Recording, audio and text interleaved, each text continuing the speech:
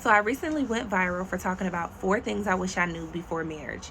Now, first things first, I said 4 things I wish I knew before marriage.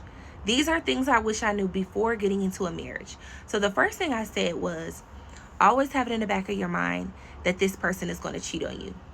The reason why I said that is because we have to understand, even as God-fearing, Bible-thumping Christians, that we are still dealing with a human being that has the ability to deceive, that has the ability to put on a persona, that has the ability to tell you they love you for 2-3 years straight, and they really wholeheartedly don't even know what love is, because a lot of times we as women don't know what love is, right?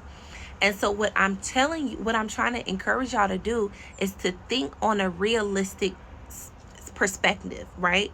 So no matter what you pray for, no matter what you fasted for, right? You are still dealing with a person that has the ability to disappoint you, to hurt you, right?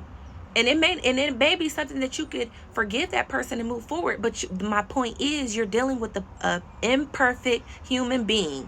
You don't put your trust in that person to always do the right thing. You don't even do what God tells you to do. We don't even do what God say. I still fall short every single day. I don't even want y'all to believe that I'm nowhere near perfect, right? But I want y'all to understand that you are dealing with a person that has the ability to fail you. That's the point. That was number 1. Number 2, I said make sure that your finances is in line. These are things that you need to keep in mind that should be built up prior to you getting married, right? Make sure your finances is in line. Make sure you got something in the savings account, right?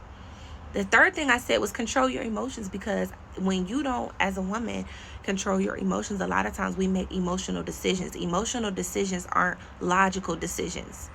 Emotional decisions aren't logical decisions. So that's why I said that's my number 3. Number 3, a lot of times we got to understand, as a woman, you are dealing with a logical creature. You're the one that's more emotional, more heartfelt, more compassionate. You're the heart of the home. But your husband is the logical one.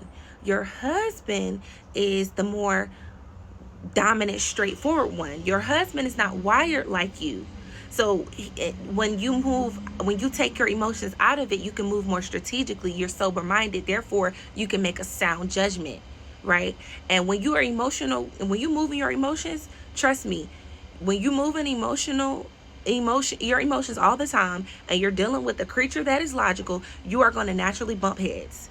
So don't wonder why your marriage is in shambles when you are in constantly emotional, constantly crying, constantly nagging, constantly not even in your right sound mind. That's why I said that's number 3. Number 4, I said don't overshare. Why do I say don't overshare? Again, you're dealing with an imperfect person, right? You're dealing with a person that you got to make, and it's not even to protect yourself against them being able to throw something in your face, but it's also protecting your image, right? It's also getting you out of victim mentality, where you want people to feel sorry for you. You don't want to be the victim in nobody's story, because they're going to hate you for it. You want to be the boss, the independent woman, the CEO. You got your own, because when you do these 4 things before you get married, and this is your mindset, you're going to walk in a certain way that these are the things that you require. And if you don't live up to these standards, and you don't treat me in the way that I know I deserve to be treated, I know my Father in heaven wants me to be treated, then I'm going to respectfully remove myself from the situation, right?